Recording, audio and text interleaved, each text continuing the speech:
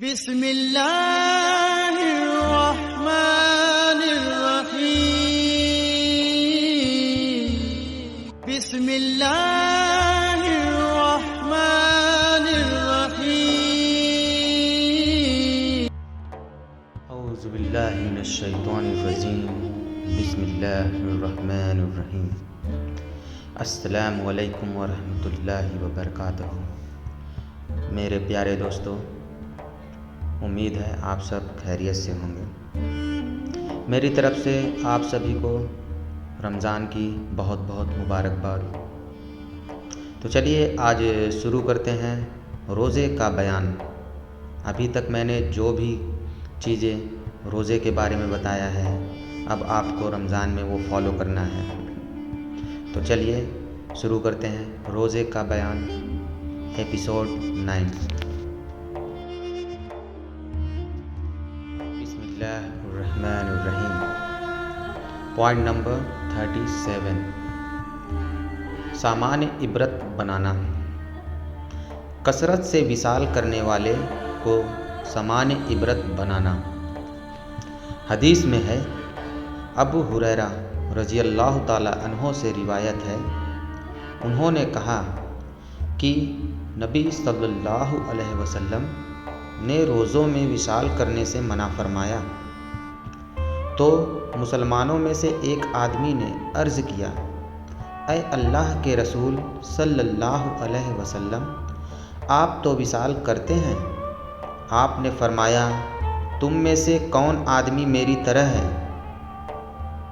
میں رات کو سوتا ہوں تو میرا اللہ مجھے کھلا دیتا ہے، لیکن جب وہ لوگ وصالے سے باز نہ آئیں تو آپ نے ان کے ساتھ ایک دن کچھ نہ کھایا، دوسرے دن بھی کچھ نہ کھایا، پھر عید کا چاند نکل آیا۔ آپ نے فرمایا، اگر چاند ظاہر نہ ہوتا تو میں تم سے اور زیادہ روزہ رکھواتا۔ گویا آپ نے انہیں سزا۔ آپ نے فرمایا، اگر چاند ظاہر نہ ہوتا تو میں تم سے اور زیادہ روزے رکھواتا۔ گویا آپ نے انہیں سزا دینے کے لیے فرمایا جب وہ وصال کے روزوں سے باز نہ آئیں۔ ایک روایت میں یہ ہے، پھر آپ نے فرمایا، کام اتنا ہی ذمہ لو جتنی تم میں طاقت ہو۔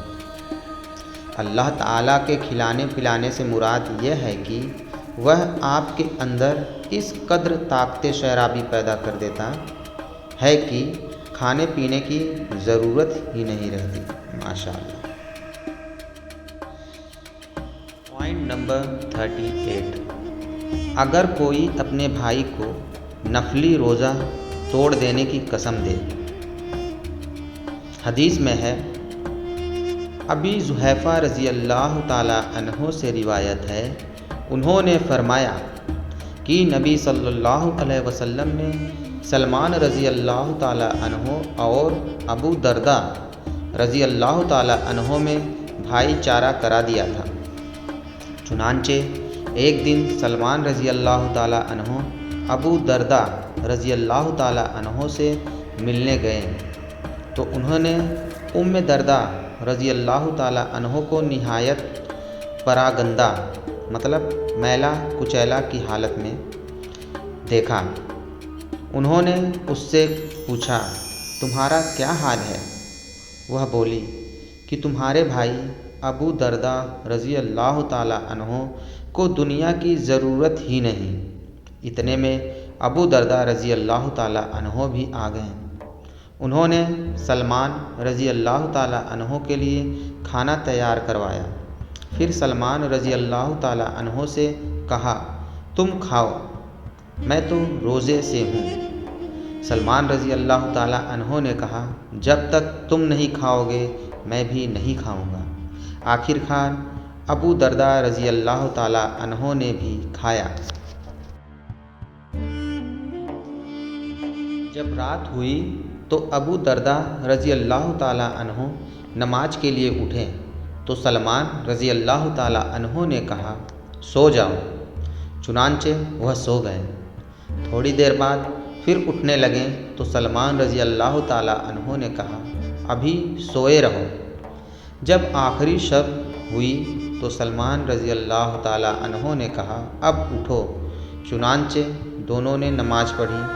سلمان رضی اللہ تعالیٰ عنہ نے ابو درداء رضی اللہ عنہ سے کہا بے شک تم پر تمہارے رب کا بھی حق ہے، نیز تمہاری جان کا اور تمہاری بیوی کا بھی تم پر حق ہے، لہٰذا تمہیں سب کے حق ادا کرنے چاہیے۔ پھر ابو درداء رضی اللہ تعالیٰ عنہ نبی صلی اللہ علیہ وسلم کے پاس آئے اور آپ سے یہ سب معاملہ بیان کیا تو آپ نے فرمایا سلمان رضی اللہ عنہ نے سچ کہا ہے۔ صحیح ابن خزیمہ میں ہے کہ حضرت سلمان رضی اللہ عنہ نے ابو درداء کو قسم دی کہ روزہ توڑ کر میرے ساتھ کھانا کھاؤ۔ اس سے معلوم ہوا کہ نفلی روزہ کسی معقول وجہ سے توڑا جا سکتا ہے اور اس کا پورا کرنا ضروری نہیں۔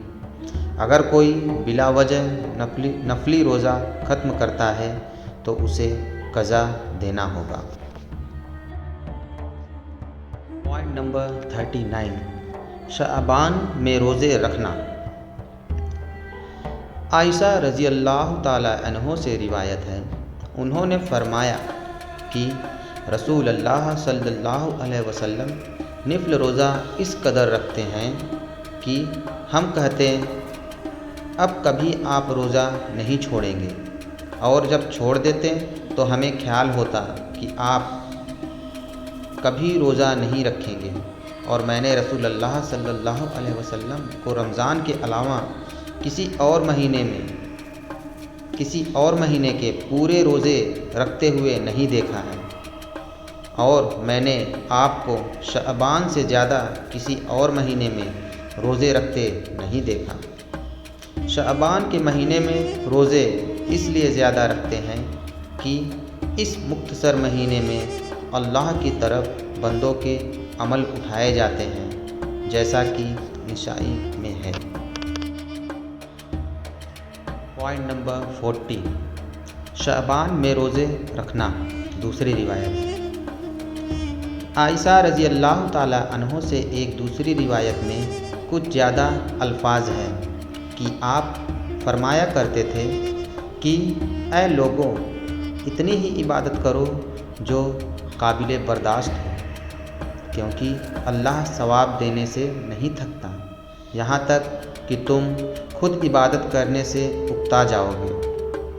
نبی صلی اللہ علیہ وسلم کو وہی نماز پسند تھی جو اگرچہ تھوڑی ہو مگر پابندی سے ادا ہو۔ چنانچہ جب کوئی نماز پڑھتے تھے تو اس پر پابندی سے ہمیشگی کرتے تھے۔ اعتدال کے ساتھ صحیح وقتوں میں جو کام پابندی سے کیا جائے وہی پایا تکمیل کو پہچانتا ہے، پایا تکمیل کو پہنچتا ہے، ورنہ دوڑ کر چلنے والا ہمیشہ ٹھوکر کھا کر گر پڑتا ہے۔ اعتدال کے ساتھ کام کرنے سے نفس میں پاکیزگی اور خود